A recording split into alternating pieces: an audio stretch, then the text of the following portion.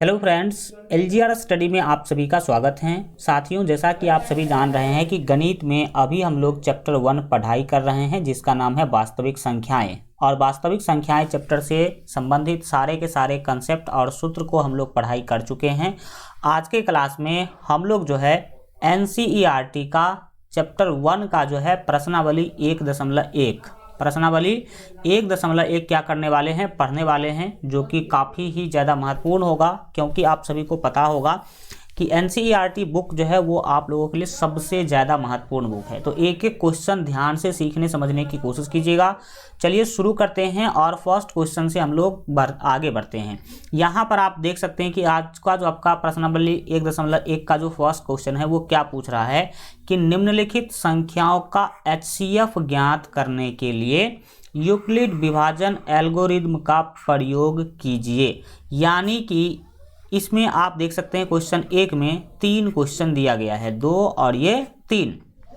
इसमें भी 2 संख्या दिया गया है, इसमें भी 2 संख्या दिया गया है और इसमें भी 2 संख्या दिया गया है। आप इस तीनों ही क्वेश्चन का क्या निकालना है, एचसीएफ आपको क्या करना है, निकालना है। और उसमें भी एचसीएफ निकालने का कौन सा विधि यूज करना है, यूक्लिड विभाजन एल्गोरिदम के प्रयोग से आप इस सभी तीनों जो संख्याएं हैं उसका आपको एचसीएफ निकालने के लिए बोला जा रहा है। वैसे मैं आपको बता दूं कि एचसीएफ निकालने के 3 विधि हैं।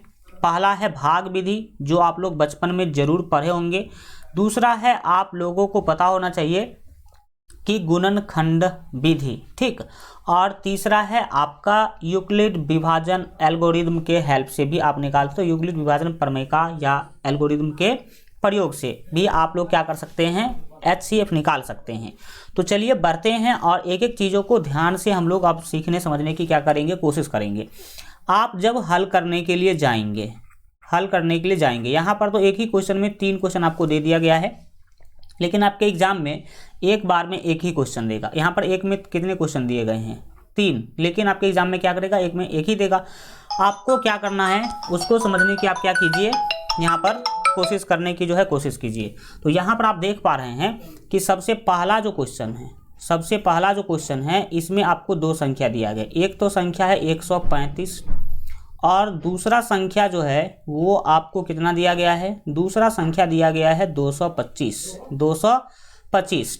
इसका आपको निकालना है एचसीएफ, वो भी यूक्लिड विभाजन एल्गोरिदम के मदद से, यूक्लिड विभाजन एल्गोरिदम के प्रयोग से। तो जानिए कि इस दोनों संख्या का एचसीएफ यानी कि मौसा हम लोग यूक्लिड विभाजन एल्गोरिदम के हेल्प से कैसे निकाल पाएंगे। तो याद रखिए, जब कभी भी कोई 2 संख्या आपको दे दिया जाए और आपको बोला जाए कि इस दोनों संख्या का एचसीएफ यूक्लिड विभाजन एल्गोरिदम के हेल्प से यानी कि यूक्लिड विभाजन एल्गोरिदम के प्रयोग से ज्ञात कीजिए, तो आप सबसे पहला काम क्या कीजिए, रफ में, यहाँ पर इस पेज पे नहीं, आपको रफ में क्या करना है, इस दोनों संख्या का एचसीएफ निकाल लेना है भाग विधि से। इस दोनों संख्या का सबसे पहला काम क्या करेंगे, एचसीएफ निकालेंगे, वो भी किस विधि से, भाग विधि से। आप बोलेंगे सर क्वेश्चन में तो बोला जा रहा है यूक्लिड विभाजन एल्गोरिदम के प्रयोग से एचसीएफ निकालिए, लेकिन आप बोल रहे हैं कि भाग विधि से निकालिए। तो मैं आपको बता रहा हूं कि आप पहले भाग विधि से रफ पेपर में इसका एचसीएफ निकाल लीजिएगा, तो यूक्लिड विभाजन बनाने में बहुत ही आसानी होगा, ठीक। तो हम यहाँ पर क्या करेंगे, जो आपको 135 दिया गया है, कितना दिया गया है, 135, और दूसरा क्या है सर, 225, इसका एचसीएफ निकालेंगे पहले भाग विधि से। तो निकालने की कोशिश कीजिए। ऐसे करके जो आप एचसीएफ निकालते हैं उसको कौन सा विधि कहते हैं, भाग विधि, क्योंकि इसमें भाग दे करके आप क्या करते हैं, तो एचसीएफ निकालने का काम करते हैं। तो आप बताइए पहली बार कितना से लगाया जाए, सर 1 से लगाएंगे, तो 1 से 135 को गुना करेंगे तो 135 होगा। अब आप क्या कीजिए, 135 घटा लीजिए आप इसमें से, तो ये 5 में से 5 घटाएंगे तो 0 होगा, ये 2 है, 3 घटा नहीं सकते हैं, इसमें से 1 लेंगे तो ये हो जाएगा 12 में से 3 गया तो कितना होगा सर, यहाँ पर मिल जाएगा आपको 9, यानी कि कितना मिला सर, 90 मिला। और ये 1 में से 1 घटाएंगे तो ये कैंसिल हो जाएगा। अब आपको सभी को पता है कि हम 90 के सामने में लिखेंगे 135 को, किसको लिखेंगे, 135 को लिखेंगे, और इस बार भी हमको 1 से ही क्या करना है, लगाना है। तो 90 को 1 से गुना करेंगे तो फिर से आपको मिलेगा 90, ठीक। और फिर आप 135 में से 90 घटा लीजिए, तो ये 5 में से 0 जाएगा तो क्या होगा सर, ये 0 होगा। और फिर 13 में से 9 जाएगा तो कितना होगा सर, ये 1 मिनट, 5 में से 0 जाएगा तो ये 5 होगा। 1 सेकंड आप समझने की कोशिश कीजिएगा। यहाँ पर जब आप 5 में से 0 घटाएंगे तो ये क्या होगा 5, और 13 में से 9 घटाएंगे तो ये होगा 4, यानी कि 45 आया। और अब 45 के सामने क्या करेंगे, इस 90 को उतारेंगे। इस 90 को क्या करेंगे, उतारेंगे। हम आशा करते हैं कि आप लोग पहले ये सब जरूर सीखे होंगे, नहीं सीखे होंगे तो आपको अभी सीखने का मौका मिल रहा है, ठीक। अब 45 और 90 तो 2 से लगा दीजिए, 2 से 45 को गुना करेंगे तो ये हो जाएगा आपका 90, और फिर यहाँ पर घटाएंगे 90 में से 90 तो ये हो जाएगा 0। शेष फल कितना आ गया, 0 आ गया। तो जब शेष फल 0 आ जाता है तो हम लोग क्या होते हैं, रुक जाते हैं, ठीक। चलिए अब बढ़ेंगे आगे, और अब हम चीज़ों को सीखना समझना जो है शुरू करेंगे और जानेंगे कि कैसे आपको क्या करना है, इसमें यूक्लिड विभाजन प्रमेय में इसको सजाना है। तो जैसा कि हमने आपको बताया था, ये यूक्लिड विभाजन प्रमेय में आपको इसे ए मानना है, इसे क्या मानना है, ए मानना है, इसे बी मानना है, और ये जो भागफल होता है इसको क्यू मानना है, और शेषफल को आर मानना है। यहाँ पर गौर से देखेंगे तो हमारा जो काम है वो 3 स्टेप में हुआ है। पहला स्टेप ये वाला हो जाएगा, दूसरा स्टेप ये जो आप देख पा रहे हैं, और ये सबसे लास्ट में जिसमें हमको शेषफल 0 मिला है, ये है आपका तीसरा स्टेप, यानी कि 3 चरण में आपका काम हुआ है, ठीक। तो अब बढ़िए आगे बढ़ते हैं, और इस क्वेश्चन को अब जो है ये वाला काम आप सर कहाँ करेंगे, ये काम करेंगे आप रफ पेपर में। कहाँ पर करेंगे, रफ पेपर में। अब इस दोनों का आपको क्या निकालना था, HCF निकालना था यूक्लिड विभाजन एल्गोरिथम से। तो लिखेंगे यूक्लिड विभाजन एल्गोरिथम से, या फिर प्रमेय का भी आप लिख सकते हैं। तो यहाँ पर हम लिखेंगे यूक्लिड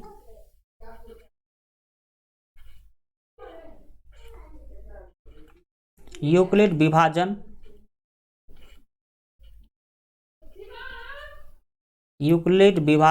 एल्गोरिथम से, या फिर आप प्रमेय का लिख लीजिए, दोनों बात क्या होगा, बराबर होगा। तो हम लिखेंगे यूक्लिड विभाजन प्रमेयिका से,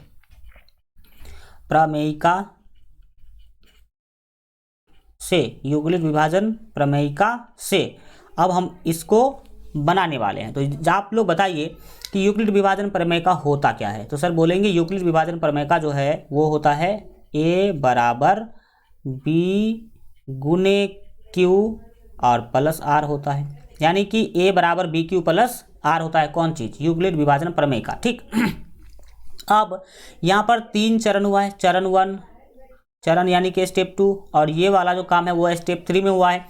तो आप इस तीनों स्टेप को यहाँ पर इसके रूप में क्या करेंगे, लिखेंगे। तो यहाँ पर हम क्या करने जा रहे हैं, चरण 1 की बात करेंगे। किसकी, चरण 1 की। तो चरण 1 में बताइए कि A का मान कितना है। तो आप सर देख पा रहे हैं कि चरण 1 में वो A का जो मान है वो 225 है। यहाँ पर देख लीजिए 225 है।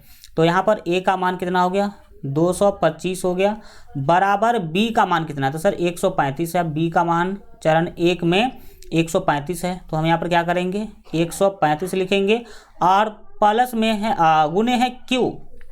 तो Q का मान 1 है, देख लीजिए 1 है, और प्लस में क्या है, R है। सॉरी R जो है वो तो ठीक है, 1 मिनट समझिए, R नहीं लिखेंगे, 135 गुने Q। तो Q का वैल्यू कितना, 1। तो Q का वैल्यू यहाँ पर हम 1 लिखेंगे, आप प्लस R। तो R का वैल्यू सर कितना है, तो R का वैल्यू सर यहाँ पर 90 है। सॉरी, यहाँ पर देखेंगे R का वैल्यू कितना है, 90 है। R का वैल्यू 90 है, तो यहाँ पर हम क्या कर लेंगे, 90 लिख लेंगे। चरण 1 को हमने कैसे लिखा, इसमें आपको कोई दिक्कत, तो देखिए यहाँ पर आराम से आप इस तरह से क्या कर पा रहे हैं, लिख पा रहे हैं। अब चरण 2 लिखिए। अब क्या लिखेंगे, चरण 2, यानी कि स्टेप 2 भी आप इसे क्या कर सकते हैं, बोल सकते हैं। स्टेप 2 में आइए, और मैं चीज़ों को बहुत ही आराम तरीका से आपको बताने का कोशिश कर रहा हूँ, तो उस चीज़ों को आप ध्यान से क्या करेंगे, सीखने की कोशिश करेंगे। चरण 2 में आपके AB और QR का मान बदल जाएगा। चरण 2 आपका ये वाला है, इसमें A होगा 135, जिससे भाग दिए वो B होगा, और जो भागफल आया वो Q होगा, और शेषफल बचा था आपको 45। तो A B Q R आपने देख लिया कि क्या होता है। तो चरण 2 में अगर A का बात करें तो 135 है, 100 कितना है, हल्का पेन चेंज कर देते हैं ताकि आपको समझने में अच्छा जो है लगे। ये क्या है, 135 है। तो 135 और बराबर बी कितना सर 90 इस बार, तो बी है 90 और गुने क्यू, क्यू इस बार भी एक ही है और प्लस आर है 45, आर कितना है सर जी 45 है। फिर आप चलेंगे चरण 3 में, कहाँ चलेंगे तो चरण 3 की बात करेंगे। तो चरण 3 देखिए, चरण 3 में गौर से देखेंगे तो ए का मान है यहाँ पर 90, ए का मान कितना है 90 है, 90 बराबर बी का वैल्यू इस बार 45 हो जाएगा, बी का वैल्यू कितना हो जाएगा 45 और गुने क्यू, 45 गुने क्या होगा सर जी, तो 45 गुने क्यू होगा। तो हल्का आप यहाँ पर क्या करेंगे ध्यान देने की कोशिश करेंगे, 45 गुने क्यू, क्यू का वैल्यू इस बार 2 है, क्यू का वैल्यू कितना है 2 है, तो यहाँ पर हम लिखेंगे 2 और प्लस में होता है आर और इस बार आर का वैल्यू 0 है, तो यहाँ पर हम क्या करेंगे 0 लिख देंगे। अब लिखेंगे इसीलिए HCF बराबर, इसीलिए HCF बराबर, HCF यानी कि मौसा। तो आप जानिए कि इस तरह से चरण बाय चरण लिखने के बाद जो आपका मौसा होगा वो क्या होगा। तो आप याद रखेंगे कि मौसा जो होता है लास्ट चरण में, यानी कि जिस चरण में बी का आर का मान 0 हो उसके बी का मान ही HCF होता है, उस चरण के बी का मान ही क्या होता है HCF होता है। तो आप इस तरह से क्या कर सकते हैं HCF आराम से निकाल सकते हैं यूक्लिड विभाजन प्रमेयिका के प्रयोग से। किसके प्रयोग से, यूक्लिड विभाजन प्रमेयिका के प्रयोग से। इस तरह से हम आशा करते हैं कि आप लोग HCF क्या कर पाएंगे निकाल पाएंगे। ठीक, चलिए अब हम बढ़ते हैं आगे और आगे की चीज़ों को क्या करते हैं सीखने समझने की कोशिश करते हैं, जहां पर आपको ध्यान देने की बहुत ही क्या है ज़्यादा ज़रूरी है। आपने एक क्वेश्चन देखा, हो सकता है कि इस क्वेश्चन को समझने में आपको ज़्यादा जो है समस्या आया हो। अब जैसे 2-3 क्वेश्चन बनाएंगे तो आराम से आपको क्या हो जाएगा समझ में आ जाएगा। अब हम चलते हैं दूसरे क्वेश्चन जिसका आप देख सकते हैं 196 और 38/22 0 है। ठीक, तो अब हम लोग दूसरा क्वेश्चन को बनाने की कोशिश करेंगे। दूसरा क्वेश्चन में क्या दिया गया था, तो दूसरा क्वेश्चन में 2 संख्या था, एक तो था 196 और दूसरा क्वेश्चन क्या था, मतलब दूसरा संख्या क्या था 38/22 0 था, 38/22 0 था। इसका HCF आपको क्या करना है निकालना है, 38/22 0 और 296 नहीं है 196 है। अब इस दोनों संख्या का HCF कैसे निकालेंगे, तो सबसे पहला काम आपको क्या करना है, हमने बताया कि सबसे पहला काम आप क्या करेंगे 196 और 38/22 0, 38/22 0 यानी कि 38,220 का HCF आप निकालेंगे। आप सभी को पता है कि जब भाग विधि से HCF निकालने की कोशिश करते हैं तो हम यह कोशिश करते हैं कि एक ही बार में क्या हो जाए कट जाए। उसके लिए हमें 12 से लगाना पड़े, 100 से लगाना पड़े, 125 से लगाना पड़े, कितना भी संख्या से हमें क्या करना पड़े लगाना पड़े, लेकिन हम यह कोशिश करेंगे कि एक ही बार में ये पूरा का पूरा क्या हो जाना चाहिए कट जाना चाहिए। भाग में आप 9 से ज़्यादा बार नहीं लगाते हैं, लेकिन इसमें आप जितना मन उतना बार लगाइए, आराम से आपको कोई दिक्कत नहीं होगा। और आपको यह टारगेट रखिए कि 196 से कितना मरतबे लगाया जाए कि 38/22 0 आ जाए। तो याद रखिएगा 195 मरतबे, 195 मरतबे लगाइएगा। तो 195 से लगाने का क्या मतलब है, 195 को गुना करेंगे आप 196 से। ठीक, तो मैं आपको 195 से 196 को गुना करके दिखाता हूँ। आपको क्या करना है, तो आपको गुना करना है 196 को 195 से, 195 से। तो गुना करिए, एक काम करते हैं आप लोग इसको गुना कर लीजिएगा, हम फास्टली में क्या कर देते हैं गुना कर देते हैं कैलकुलेटर से, ताकि आपका क्या हो जाएगा कुछ टाइम यहाँ पर बच जाएगा। 1 मिनट रुकेंगे आप। आपको 196 को गुना करना है 195 से। तो जब आप इस दोनों को गुना कीजिएगा तो आपको जो गुणनफल आएगा वो मिलेगा 38/22 0, 38/22 0। यहाँ पर क्या मिला मुझे 38/22 0 मिला है, मतलब सर एक ही बार में कट गया। बिल्कुल ठीक, 195 से 196 को गुना करेंगे तो आपको मिलेगा 38/22 0। सर ये कैसे आपको पता चला कि हमें 195 से लगाना चाहिए, तो इसके लिए आपको मैं अभी ट्रिक बताता हूं कि क्या होगा, कैसे आप भी पता कर पाएंगे कि एक ही बार में कैसे हम क्या कर सकते हैं लगा सकते हैं। ओके, तो चलिए अब हम लोग जो है जानते हैं कि ये जो चीज़ें हैं 195 कैसे हम सोच पाए। आप कैसे, अगर आपके एग्जाम में इस तरह के कोई अलग सा क्वेश्चन पूछ लिया जाए तो आप कैसे अपने एग्जाम में इस तरह सोच पाएंगे, इसको हम समझने की कोशिश करते हैं। देखिए ये 196 है और ये 38/22 0 है। तो आप 196 से 38/0 को भाग दीजिएगा और जितना भागफल आएगा उतना मर्तबे आप क्या कर दीजिएगा,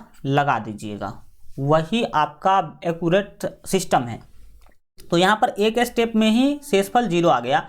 तो अब इसको हम यूक्लिड विभाजन प्रमेय से क्या करेंगे, सॉल्व करने की कोशिश करेंगे। तो लिखेंगे यूक्लिड विभाजन प्रमेय से, क्या लिखेंगे, यूक्लिड विभाजन प्रमेय से। ठीक, तो आइए अब हम लोग भाग विधि से तो इसको बना लिए हैं, अब यूक्लिड विभाजन प्रमेय से बनाएंगे। तो यहाँ पर क्या लिखेंगे सर, यूक्लिड विभाजन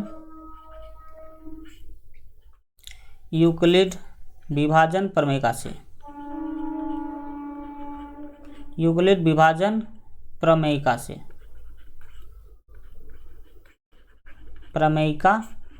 से। तो यूक्लिड विभाजन प्रमेय का क्या कहता है, यूक्लिड विभाजन प्रमेय का कहता है कि a बराबर b q plus r, a बराबर बी क्यू प्लस आर होता है। बी क्यू प्लस आर यानी कि यहाँ पर क्या होगा, गुणे के चिन्ह होगा।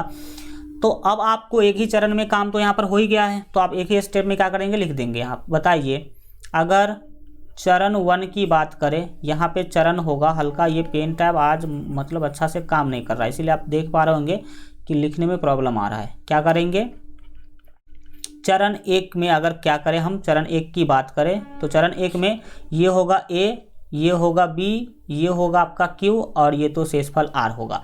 तो a का वैल्यू सर कितना, a का वैल्यू है आपके पास 38/0 बराबर b का वैल्यू कितना है 196 गुने जो q है 195 और प्लस r में कितना है सर, r है 0। तो इसीलिए लिखेंगे HCF बराबर, इसीलिए HCF बराबर, HCF क्या होता है सर, तो हम बोले थे कि जिस स्टेप में R का वैल्यू 0 आ जाए उसी स्टेप के B का मान होता है HCF। तो यहाँ पर HCF कितना होगा सर, तो यहाँ पर HCF आपका 196 हो जाएगा, क्योंकि B का मान है 196, यहाँ पर आप देख पा रहे होंगे। तो 196 आपका फाइनल क्या हो जाएगा, आंसर हो जाएगा। ठीक, तो इस तरह से इस वाले क्वेश्चन को आप क्या कर सकते हैं, बना सकते हैं। इसका तीसरा क्वेश्चन भी हम लोग क्या कर लेते हैं, देख लेते हैं, हल्का आप समझने की क्या कीजिएगा, कोशिश कीजिएगा। तीसरा क्वेश्चन क्या बोलता है, 867 और 255। तीसरा क्वेश्चन आपको बोला कि भाई साहब आप निकालो किसका, तो 867 और किस चीज़ का, तो 255। ठीक, तो 867 और 255 का HCF आपको यूक्लिड विभाजन प्रमेय से निकालना है, लेकिन हम यूक्लिड विभाजन प्रमेय से बाद में निकालेंगे।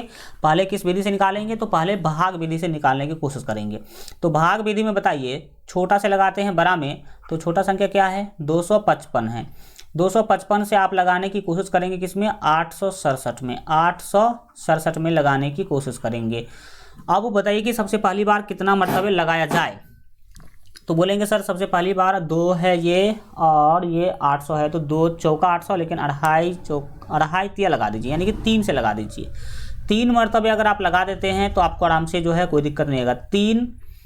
3 से लगाने का मतलब है 3 से 255 को आप गुना करेंगे और नीचे में लिखेंगे, तो 3 पंचे 15 का हो जाएगा 5। ठीक, हासिल हो गया आपका 1, 3 पंचे 15 और हासिल 1 16 का 6, हासिल फिर से हो गया आपका 1, 3 दूना 6 और हासिल 1 कितना होगा 7, यानी कि 765 हो गया। अब 7 में से 5 घटाएंगे तो यहाँ पर आपको मिलेगा 2, 6 में से 6 आया तो ये 0 हो जाएगा, ये 8 में से 7 घटाएंगे तो 1 होगा, और यहाँ पर आपको लिखना होगा 255। क्या लिखना होगा, 255 लिखना होगा। और 255 लिखने के बाद सर अब आगे हम क्या करेंगे, तो यहाँ पर 202 से आपको 255 में लगाना है। इस बार भी आप 2 मरतबे लगा सकते हैं।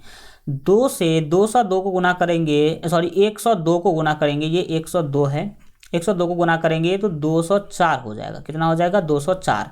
अब 204 घटाइए जल्दी से 255 में से, तो बोलेंगे सर 5 में से 4 गया तो 1 होगा, और ये 5 में से 0 गया तो 5 ही होगा, और ये 2 से 2 तो क्या होगा, कट जाएगा। दूसरी बात, ये 102 यहाँ पर आपको क्या करना होगा, अब उतारना होगा। अब तो सर कट ही जाएगा, 51 दूना 102 और घटाएंगे 102 में से 102 तो ये आ जाएगा 0। तो यहाँ पर 0 बच गया, तो अब क्या हो जाएंगे, हम लोग रुक जाएंगे। अब इससे आगे बढ़ने की ज़रूरत नहीं है। यहाँ पर कितने स्टेप में मेरा काम हुआ है, कितने चरण में मेरा काम हुआ है, तो बोलेंगे सर मेरा काम यहाँ पर 3 चरण में हो गया है। एक चरण और ये हो जाएगा आपका दूसरा चरण, और ये जो है जिसमें 0 आया वो हो जाएगा तीसरा चरण। तो देखिए अब यहाँ पर वही लिखेंगे यूक्लिड विभाजन प्रमेय का से, क्या लिखेंगे, तो लिखेंगे यूक्लिड, ठीक, यूक्लिड विभाजन प्रमेय का से।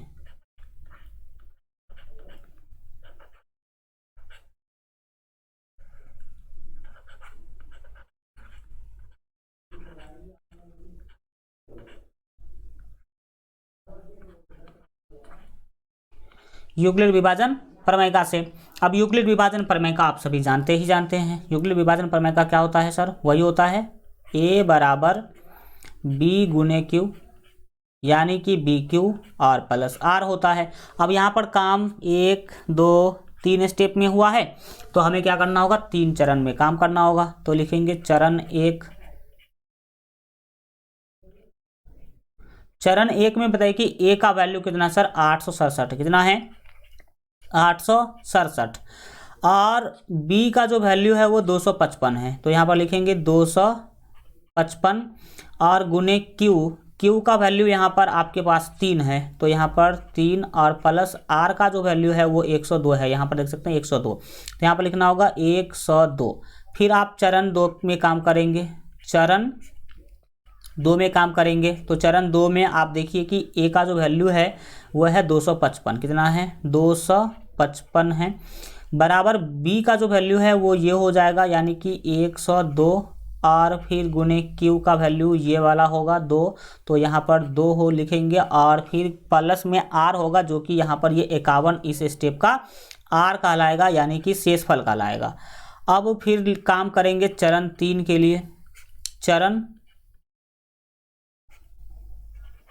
3, तो चरण 3 जो है, चरण 3 में ए का वैल्यू आपके पास 102, तो यहाँ पर लिखेंगे 102, और बराबर बी का जो वैल्यू है वो 51 है, 51 और गुने 2, तो 51 और गुने जो है ना, यहाँ पर क्यू लिखना होगा, बी क्यू, तो क्यू का वैल्यू यहाँ पर 2 है, तो यहाँ पर लिखेंगे क्यू, आप क्यू नहीं लिखेंगे, 2 लिखेंगे, क्योंकि क्यू का वैल्यू हमें मिल चुका है, कितना, 2 मिला हुआ है चरण 3 में। देखेंगे यहाँ पर तो आपको पता चलेगा कि हमें क्यू का वैल्यू कितना मिला है, तो सर 2 मिला हुआ है, और प्लस आर का वैल्यू कितना सर, यहाँ पर 0 है, तो हम यहाँ पर क्या करेंगे, आर के जगह पे 0 लिखेंगे। अब लिखेंगे इसीलिए HCF बराबर, इसीलिए HCF बराबर, तो HCF क्या बोले हैं, लास्ट वाले चरण में जो आपका बी का वैल्यू होगा वही क्या होगा, HCF, तो यहाँ पर आपका HCF 51 क्या हो जाएगा, फाइनल आंसर हो जाएगा। इस तरह से अब आप किसी भी संख्या का HCF निकाल सकते हैं, और ये HCF का कोई लास्ट क्वेश्चन नहीं है। अभी तो हम लोग पूरा साल क्या करने वाले हैं, रिवीजन प्रैक्टिस करने ही वाले हैं, तो इसके लिए आपको टेंशन लेने की कोई ज़रूरत नहीं है। और दूसरी बात, यूट्यूब पर जितने भी क्लासेज होते हैं वो ज़रूर किया कीजिए, उससे भी आपको बहुत ज़्यादा क्या होगा, हेल्प मिलेगा, ठीक। अब हम बढ़ते हैं अगले क्वेश्चन की तरफ, और इसके 2 नंबर क्वेश्चन को बहुत ही ज़्यादा अच्छा तरीका से हम लोग जो है सीखने समझने की कोशिश करेंगे। आइए 2 नंबर क्वेश्चन ध्यान से हम लोग सीखते हैं, और ये इसको लगा लीजिए वेरी वेरी इंपॉर्टेंट, क्योंकि ये कई बार से एग्जाम में नहीं पूछे जा रहे हैं और इसको पूछा जाना चाहिए, ठीक। क्वेश्चन क्या है, कह रहा है कि दर्शाइए कि कोई भी धनात्मक विषम पूर्णांक जो है वो 6q + 1 या 6q + 3 या 6q + 5 के रूप का होता है, जहाँ q कोई पूर्णांक है। कोई पूर्णांक मतलब समझ सके होंगे, q क्या है, कोई पूर्णांक है। तो भाई साहब हमने आपको बताया था कि q अगर कोई पूर्णांक है, पूर्णांक मतलब 0 से लेकर आगे तक की कोई भी संख्या हो, तो ये 6 क्या है, सम संख्या है, 6 क्या है, सम संख्या है, और q का वैल्यू आप कुछ भी ले लो, सम ले लो या विषम ले लो, तो ये सम संख्या 6 है। तो याद रखिएगा, हमने आपको बताया था कि किसी भी संख्या को अगर किसी सम संख्या से आप गुना करते हैं तो वो क्या होगा, ये सम संख्या कहलाएगा। क्या कहलाएगा, ये कहलाएगा सम संख्या। अब ये 6q जो है वो सम हो गया और उसमें आपने 1 जोड़ दिया, तो किसी भी सम संख्या में 1 जोड़ेंगे तो फिर ये ओवरऑल क्या बन जाएगा, ये बन जाएगा विषम। क्या बन जाएगा, विषम बन जाएगा। उसी तरह से यहाँ पर 6q सम रहा होगा, क्या रहा होगा, सम, और 6q में आपने 3 जोड़ दिया तो 3 है विषम। तो अगर विषम संख्या जोड़ेंगे तो फिर से आपको क्या मिलेगा, विषम मिलेगा। और फिर 6q क्या है सर, 6q तो सम है, और ये 5 क्या है, विषम, तो सम संख्या में ये विषम संख्या आप जोड़ रहे हैं, इसका मतलब ये पूरा का पूरा ओवरऑल क्या हो जाएगा, विषम संख्या होगा। तो हमने आपको ये सब तो पिछले क्लास में बताया था।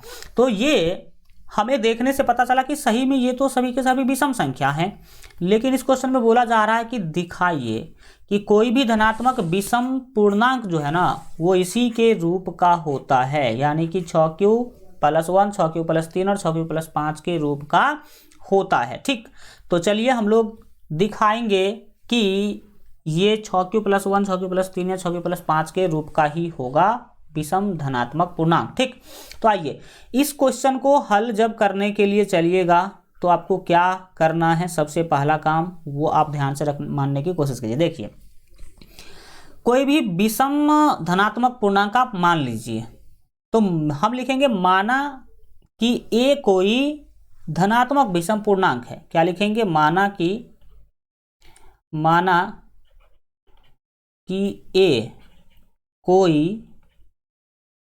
ए कोई धनात्मक विषम पूर्णांक है।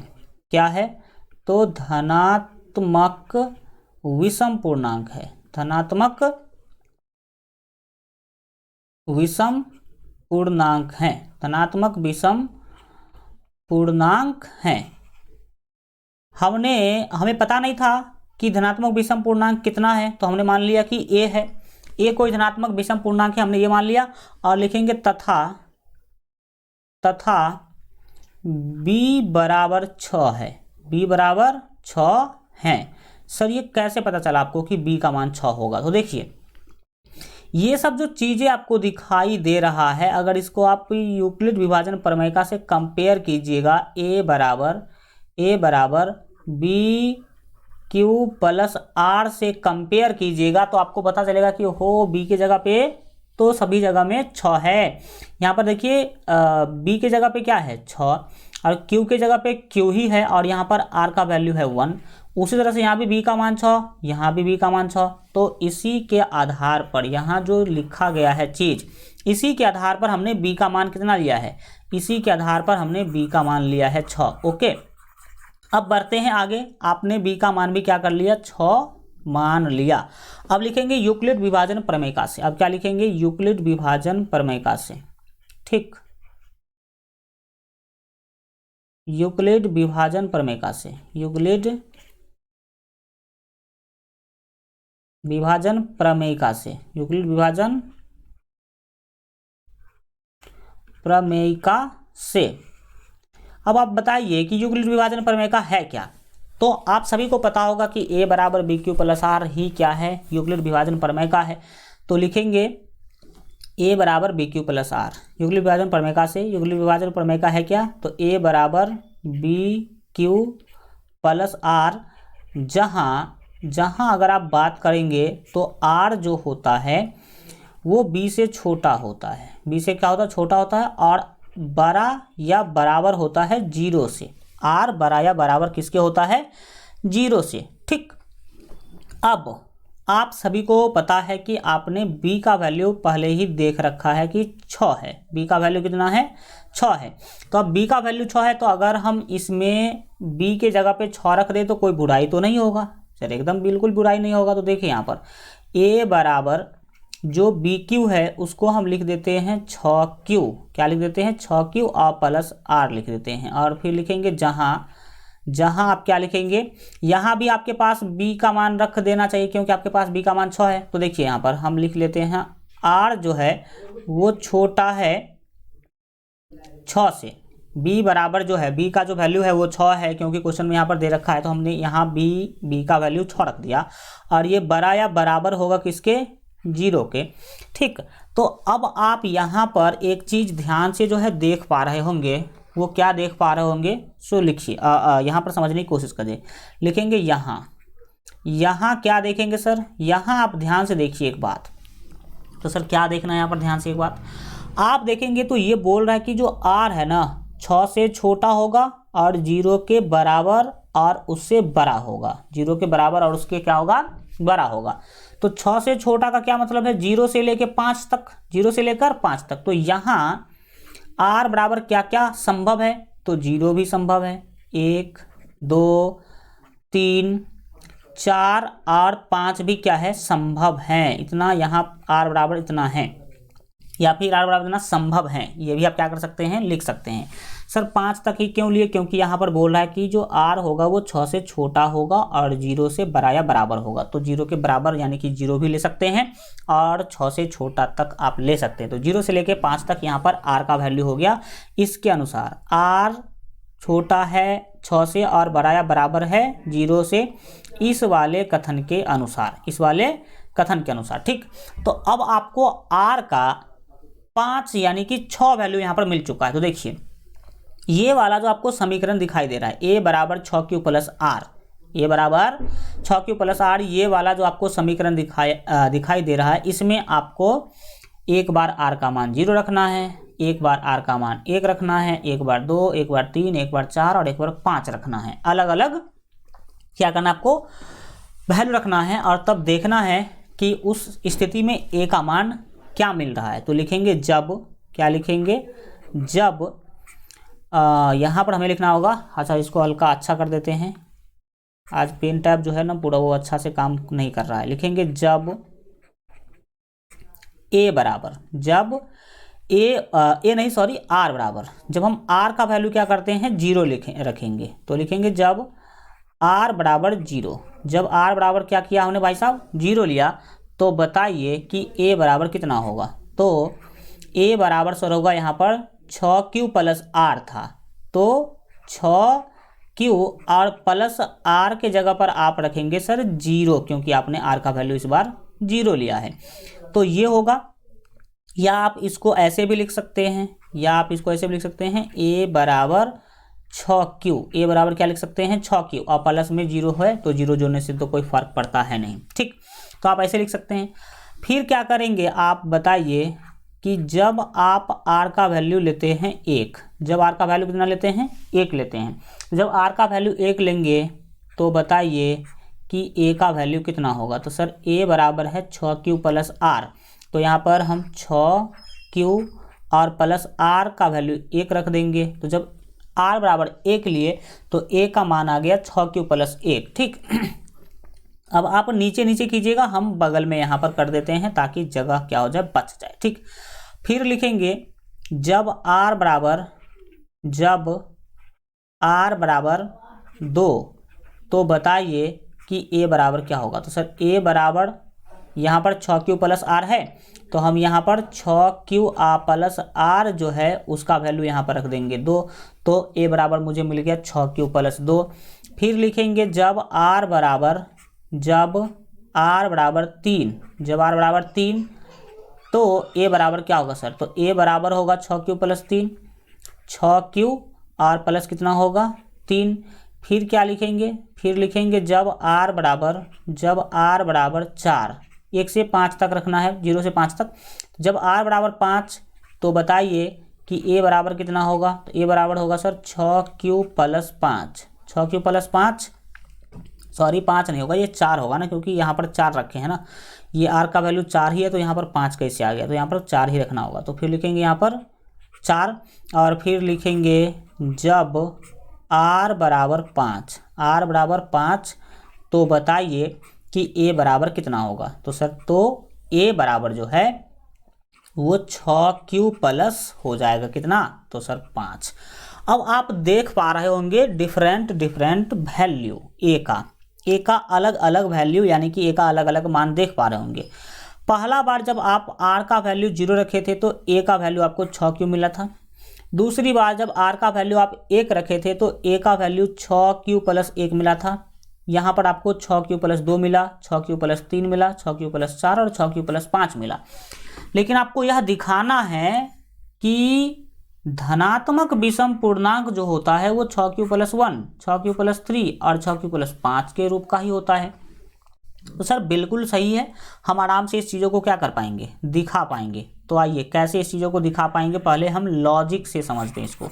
आप खुद लॉजिक लगाइए। हम आपको बता रहे थे कि किसी भी आप सम संख्या को किसी भी संख्या से गुना करेंगे तो हमेशा सम मिलेगा, यानी कि ये 6q जो है वो सम है, क्या है? सम संख्या। क्यों सम संख्या सर?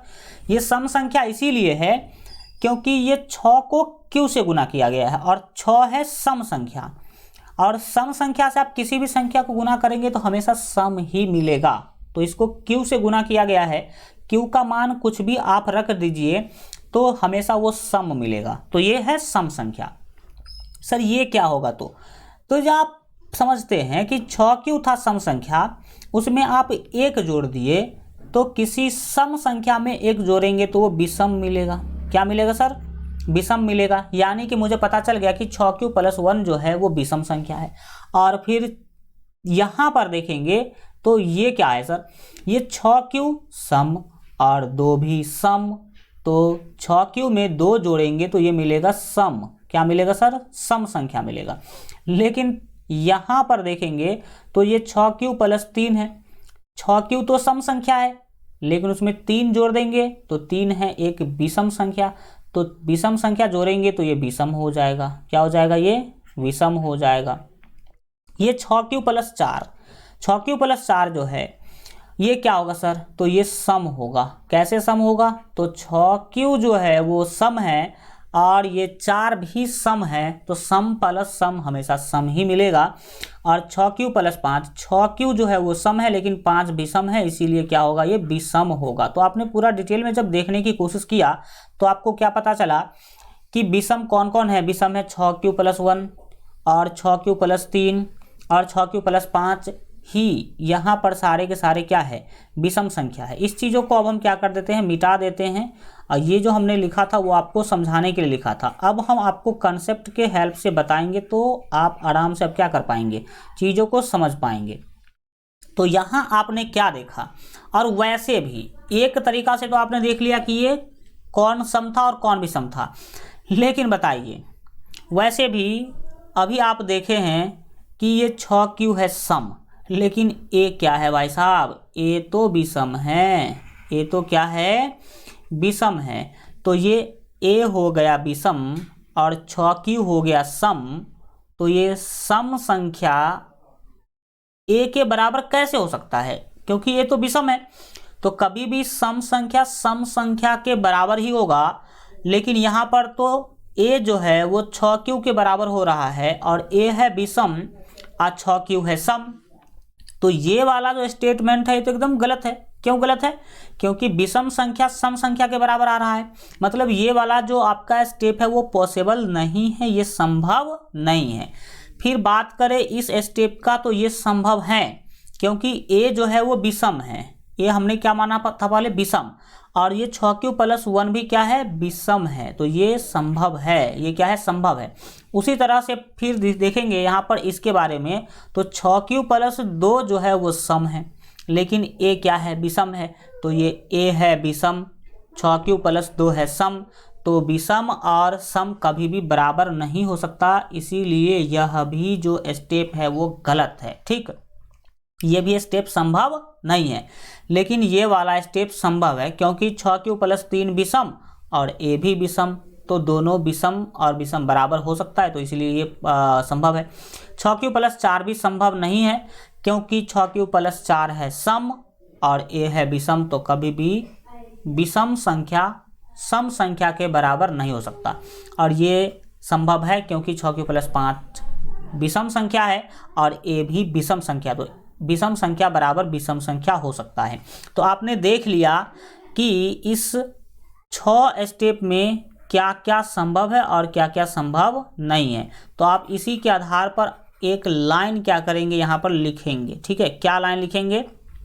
हम हल्का ये जो लाइन है वो अगले पेज में लिख देते हैं, इससे आपको फ्रेश क्या होगा पता चल जाएगा। हम लिखेंगे, क्या लिखेंगे? यहाँ जो है 6q + 2 और 6q + 4 क्या है? सम संख्याएं हैं। लेकिन भाई साहब ए तो विषम संख्या था, तो ये अगर ए के बराबर है तो ये कैसे हो गया? तो संभव ही नहीं है, इसीलिए ए बराबर 6q + 1, 6q + 3 और 6q + 5 ही संभव है। तो आइए हम इस चीज़ को लिख देते हैं। लिखेंगे क्या लिखेंगे?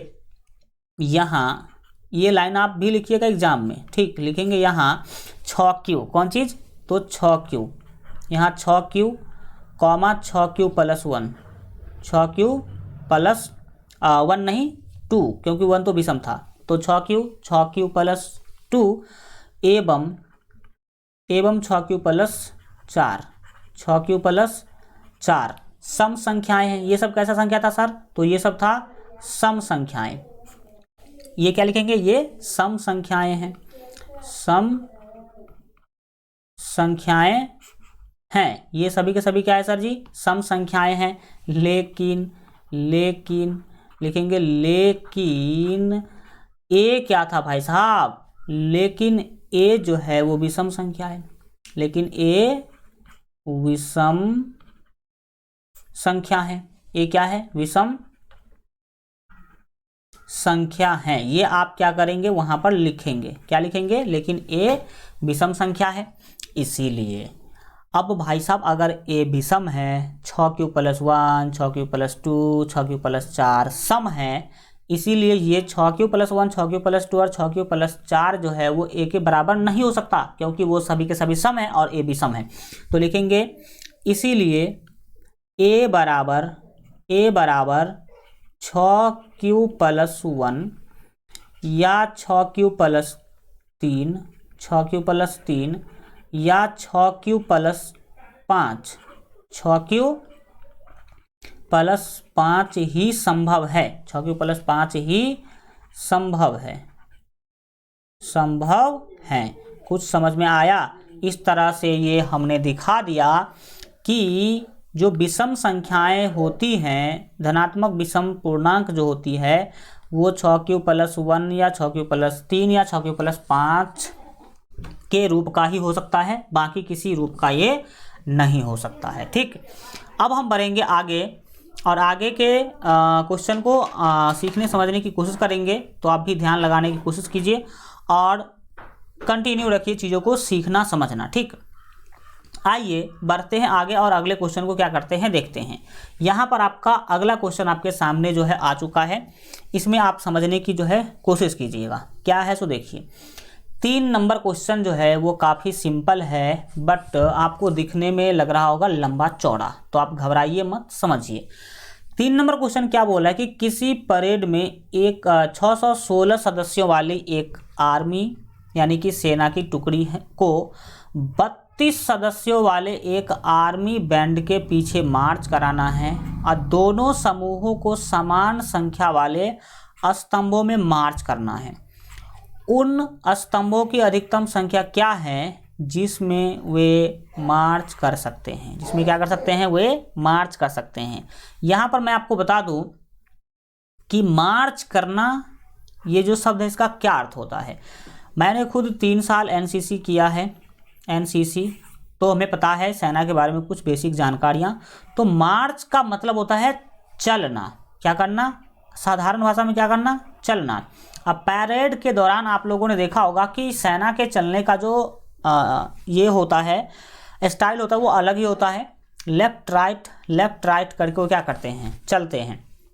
और जब चलेंगे तो सभी का दाहिना पांव एक बार उठेगा, सभी का बायां पांव एक बार उठता है। ठीक, तो मार्च मीन्स क्या होगा? चलना। मार्च करना मतलब सीधा क्या होगा? चलना।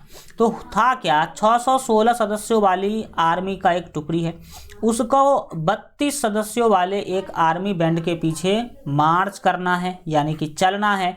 अब दोनों समूहों को समान संख्या वाले स्तंभ में मार्च करना है। जो 2 समूह था उस दोनों समूह को क्या करना है? उस दोनों समूह में सेम लाइन होना चाहिए, यानी कि स्तंभ जो है सेम होना चाहिए।